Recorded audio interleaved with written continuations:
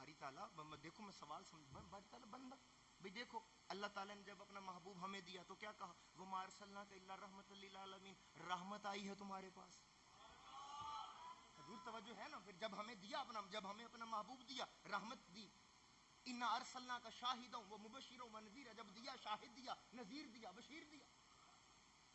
جب دیا تو مزمل دیا جب دیا تو مدثر دیا جب دیا طٰہٰ دیا یاسین دیا توجہ ہے بڑی باریک بات میں جب دیا تو اتنی شانوں کے ساتھ جب دیا یاسین مزمل مدثر طٰہٰ لا اقسم بہذا البلد یہ شان اور جب محبوب اپنے پاس بلایا تو بندہ مجھے کسی اور سے امید ہی کوئی نہیں ہے لیکن جو سمجھے وہ بندہ چپ نہ رہے جب دیا تو اتنی شان بیان کی اور جب اپنی ملاقات کے لیے بلایا تو کہا بھی عبدی ہی بندہ اللہ تعالیٰ نے فرمایا یہی تو سمجھانا ہے جب تمہیں دیا تو شانوں کے ساتھ بیان کیا جب اپنے پاس بلایا تو کہا عبد بندہ بتانا یہ چاہتا ہوں مصطفیٰ بس میرا بندہ ہے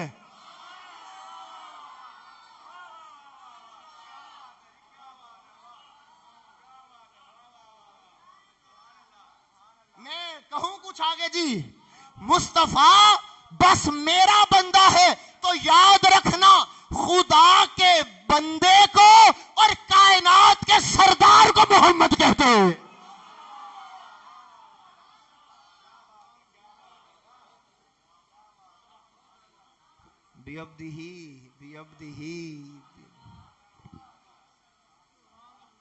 آخری بات بیعبدہ پر سن لیں آگے من المسجد الحرام الی المسجد الاقصی ادھار الذی بارکنا حولہ ادھار لنریہ من آیاتنا ادھار انہ هو السمیع البصیر ادھار بیعبدہ باری تعالی بندہ بیعبد عبد عبد عبد عبد فاوحا الی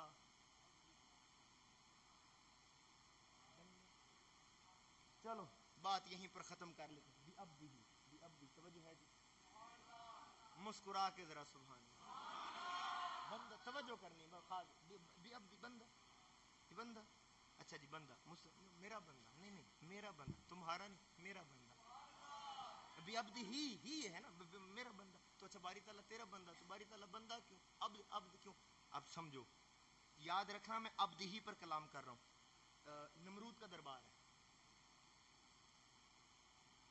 کہاں جانا پڑا مجھے عبد ہی سے راز پردہ اٹھانے کے نمرود کا دربار نمرود اور ابراہیم علیہ السلام کا مکالمہ ہو ابراہیم علیہ السلام اسے سمجھانے کی کوشش کریں یہ بغاوت یہ سرکشی اچھی نہیں باز آ جائے کہنے لگا ابراہیم تیرا خدا کیا کرتا ہے ابراہیم علیہ السلام کہنے لگے میرا خدا زندگی اور موت کا مالک ہے جب ابراہیم پیغمبر نے یہ دلیل دی کہ میرا خدا زندگی اور موت کا مالک ہے نمرود چلاک بن کے کہنے لگا کہ یہ کون سا بات ہے یہ تو میں بھی کر لیتا ہوں میرے اختیار میں بھی تو زندگی اور موت ہے اس نے کیا کیا اس نے 2 قیدی بلائے ایک قیدی آزاد ہونے والا تھا ایک قیدی کو پھانسی ہونے والی تھی پھانسی والے کو آزاد کر دیا آزادی والے کو پھانسی پر چڑھا کر کہا دیکھو ابراہیم زندگی اور موت کا مالک میں ہوں جب بھرے دربار کے اندر اس نے نبوت کی دلیل کو چیلنج کیا مگر بدبخت نہیں نہ جانتا تھا آگے بھی تو نبی ہے نا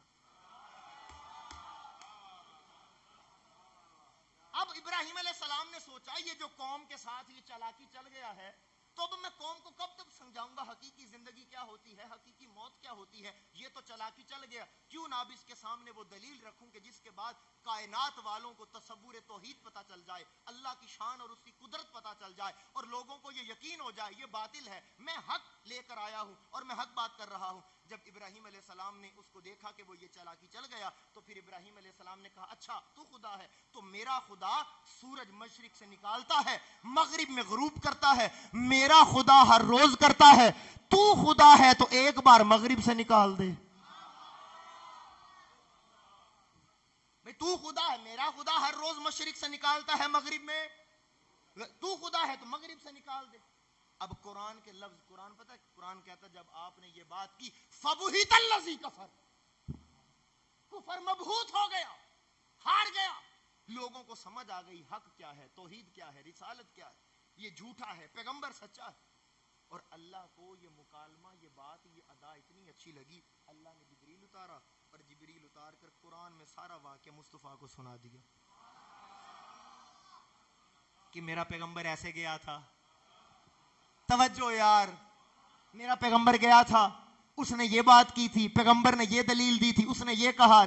اب صحابہ ہر روز قرآن کے اس مقام کو پڑھ رہے ہیں کہ اچھا ابراہیم نے یہ دلیل دی تھی نمرود کے دربار میں کہ اگر تو خدا ہے تو سورج مغرب سے نکال دے. بھئی یہ تو پھر خدا کی شان ہوتی ہے کہ وہ سورج کو مغرب سے نکالنے پر بھی قدرت رکھتا ہے. اب جب صحابہ کی توحید ہر روز پکی ہو گئی اور صحابہ اپنی توحید کے نقطہ کمال پر تھے, تلاوت قرآن ہر روز ہوتی, مگر انتہا اس دن ہو گئی صحابہ ہر روز پڑھتے رہے قرآن اور یہ جانتے رہے یہ خدا کی شان ہوتی ہے کہ سورج مغرب سے نکال دے. پر عجب بات اس دن ہوئی, اثر علی کی قضا ہوئی اور میرے آقا نے سورج مغرب سے نکال دیا. تکبیر, نعرہ تکبیر, نعرہ رسالت, نعرہ تحقیق. تاجدار ختم نبوت, تاجدار ختم نبوت.